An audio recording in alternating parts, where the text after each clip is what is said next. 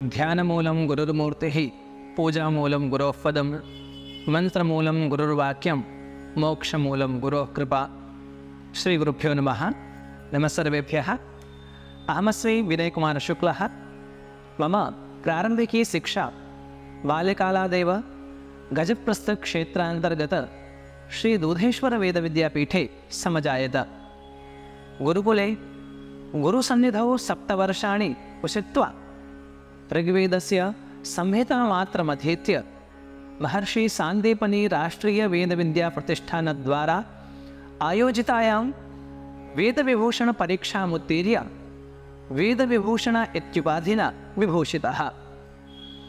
उच्चशिक्षायै पद्मावतीसहितस्य श्रीनिवासस्य तीर्थक्षेत्रे प्रतिष्ठापिते श्रीवेङ्कटेश्वरवेदविश्वविद्यालये शास्त्री आचार्यकक्षायां प्रकृतिविकृत्योः पाठम् अर्थात् पद क्रम जटा माला शिखा रेखा ध्वजः दण्डः रथः घनमिति गुरुमुखेन अधीत्य ऋग्वेदे घनपाठे इति उपाधिं प्राप्तवान्। तदनन्तरं केन्द्रीयसंस्कृतविश्वविद्यालयस्य दक्षिणभारते सुप्रतिष्ठिते श्रीराजीवगान्धीपरिसरे शिक्षाशास्त्री ततः राष्ट्रीयसंस्कृतविश्वविद्यालयः तिरुपतौ शिक्षा आचार्य इति उपाधिं च सम्प्राप्य अधुना केन्द्रीयसंस्कृतविश्वविद्यालयस्य देहलीपरिसरे सरलमानकसंस्कृते शोधकार्यं कुर्वन् अस्मि। सम्प्रति विश्वविद्यालयस्य प्रकाशनविभागे शोधसहायकत्वेन नियुक्तिं प्राप्य विभागस्य विविधकार्याणि कुर्वन् अस्मि। उत्तरप्रदेशसर्वकारस्य भाषणविभागपक्षतः 2020 वर्षे वेदपण्डितः इति पुरस्कारेण पुरस्कृतः। अवसरेऽस्मिन् भारतीयज्ञानपरम्परा इति विषयमधिकृत्य यथामति स्वविचारान् उपस्थापयामि। न हि ज्ञानेन सदृशं पवित्रमिह विद्यते इति भगवद्वचनं। भारतीयज्ञानपरम्परा विश्वस्य अतिप्राचीनपरम्परा अस्ति। वैदेशिकाः अपि एनां परम्परान् अतिशयेन स्तुवन्ति। सर्वे भवन्तु सुखिनः, सर्वे सन्तु निरामयाः, सर्वे भद्राणि पश्यन्तु, मा कश्चित् दुःखभाग् भवेत् इत्येषः शान्तिमन्त्रः विश्वशान्तिं कामयमानैः भारतीयैः प्रतिदिनं जप्यते। मा हिंस्यात् सर्वभूतानि इति वेदोपदेशः।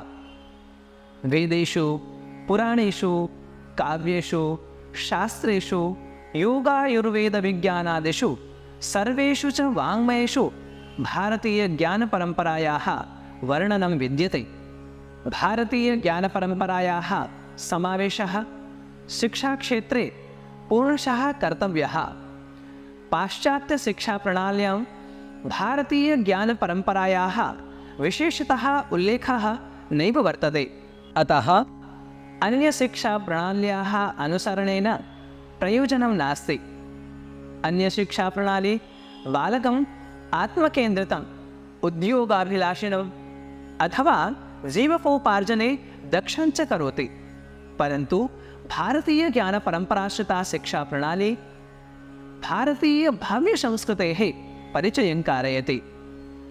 बालकस्य आत्मविश्वासः अस्माकं परम्परायाः अध्ययनेन अभिवर्धते।